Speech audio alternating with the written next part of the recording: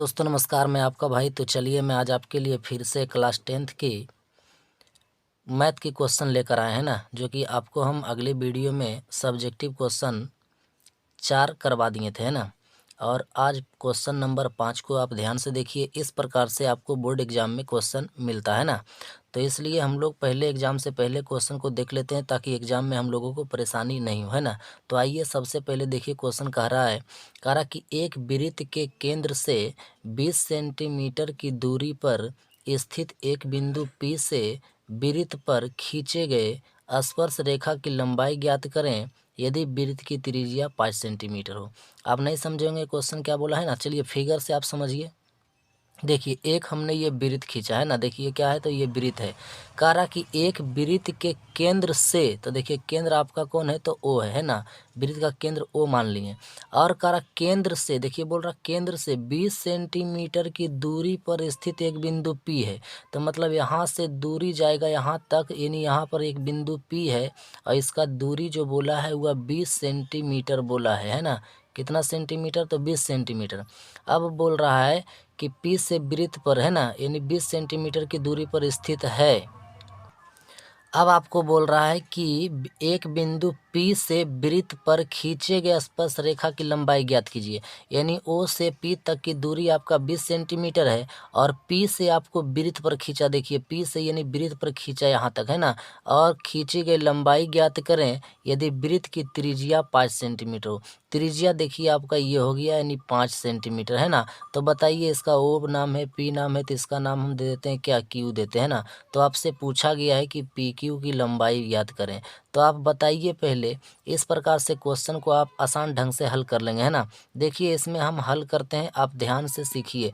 बताइए इसमें आपको क्या नहीं दे रखा है, तो PQ है ना। तो PQ आपको लिखना है। PQ बराबर क्या हो जाएगा, तो आपका हो जाएगा, देखिए कर्ण में से लंब को क्या कर देंगे, यानी ये आधार समझिए, है ना, ये कर्ण है, यानी समकोण त्रिभुज आप जानते होंगे इस प्रकार से रहता है ना।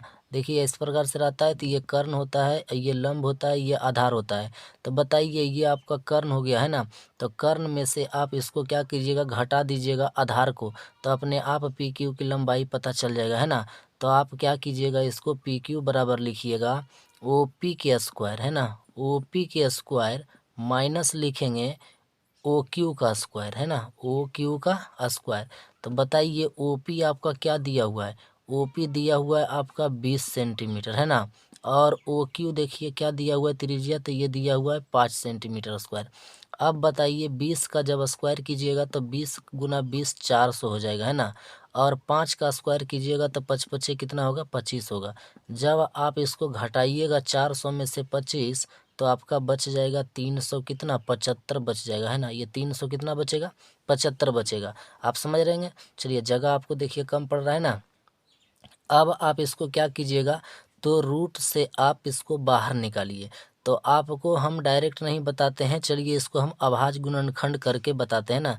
देखिए 300 कितना है, तो ये 75 है, तो कितना बार में लग जाएगा, तो ये लग जाएगा आपको सबसे पहले 3 बार में। 3 इकाई 3, 3 दूना 6 और एक बच गया, 3 पचे 15। 125 को आप लगा दीजिएगा तो 25 पचे 25 से, और 25 को जब लगाइएगा तो 5 पचे 25 और 5 इकाई कितना हो जाएगा, 5 हो जाएगा, है ना।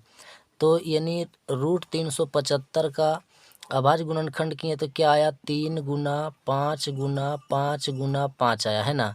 अब आप क्या कीजिएगा कि जो इसमें जोड़ा लगता है उसको हम बाहर निकाल देते हैं। तो देखिए जोड़ा आपका 3 का नहीं है, 5 का तो है ना। देखिए 5 का जोड़ा है, तो 2 गो है, तो एक आप बाहर निकाल दीजिए और आपका एक रूट में रह जाएगा 3 और एक रह जाएगा क्या, 5।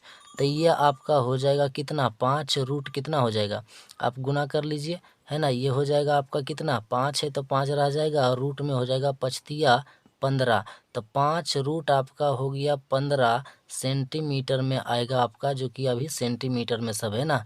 तो PQ की लंबाई जो आपका निकला ये कितना निकला, तो 5 रूट कितना निकला, 15 सेंटीमीटर निकला। और आपसे यही पूछ रहा था कि बताइए कि PQ की लंबाई क्या होगा। तो आप क्वेश्चन को अच्छे ढंग से समझ गए होंगे, है ना। चलिए